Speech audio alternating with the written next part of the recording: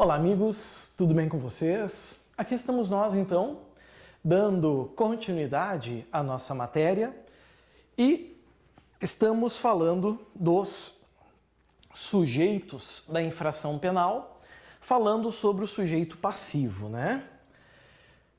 Direto ou imediato o Estado, indireto ou imediato o particular. Vimos que nem sempre nós vamos ter um particular. Quando tiver, maravilha, ok, vítima de um furto, vítima de um roubo, vítima de um estupro, vai estar ali, mas nem sempre ele existirá. Bom, agora eu quero falar sobre algumas coisinhas desse sujeito passivo. Algumas particularidades, então eu vou apagar aqui.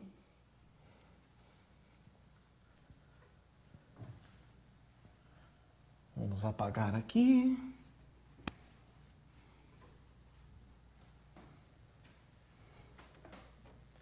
Vamos botar assim aqui, ó, particularidades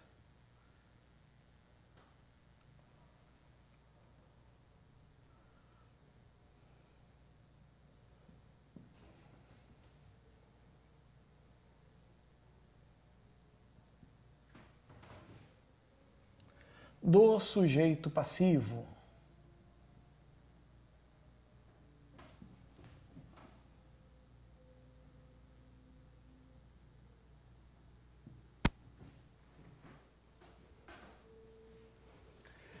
Que particularidades são essas? São situações que envolvem o sujeito passivo e que já caíram em prova.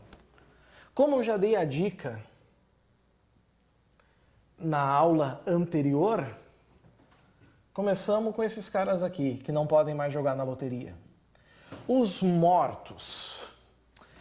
É possível, meus amigos, mortos figurarem no polo passivo de um crime? Isso já caiu em prova e teve candidato que marcou que sim. Depois perguntado, da onde tu tirou?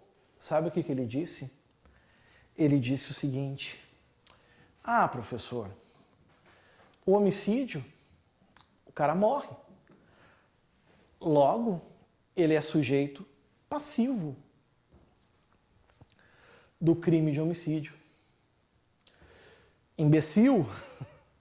Eu odeio dizer isso, mas esse é um dromedário. No crime de homicídio, a pessoa está viva. A vítima, o polo passivo, está vivo. Se fica morto depois. A questão é quando um morto pode ser sujeito passivo. Um crime ocorrer contra um morto, isso é possível? Não. É impossível. Por quê? Porque o falecido, ele já não é mais titular de direitos e deveres. Certo? Mortos, vou pôr aqui. Não podem figurar no polo passivo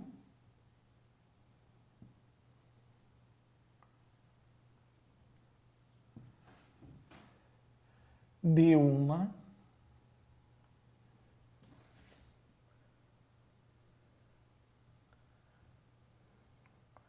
infração penal.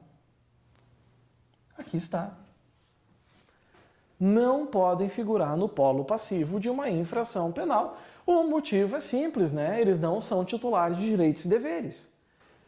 Ah, professor, mas e no crime de calúnia que eu vi algo lá? Vamos ver.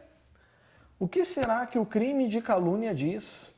Artigo 138 do Código Penal.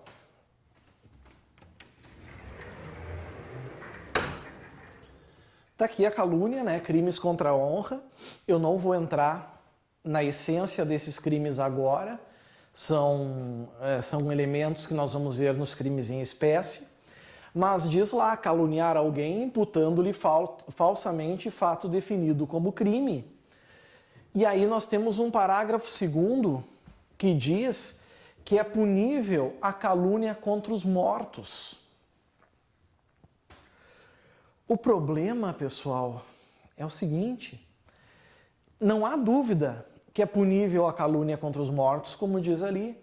Só que precisam entender que não é o morto o sujeito passivo do crime. Se deram conta disso? Não é o morto. O morto aqui não foi a vítima, e sim a sua memória.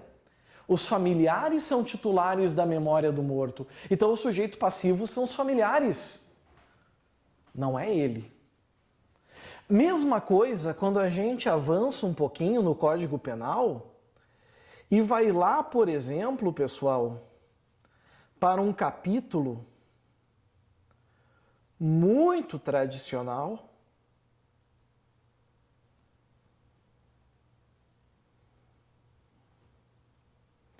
Eu vou ter que trocar a bateria, só um minutinho, pessoal.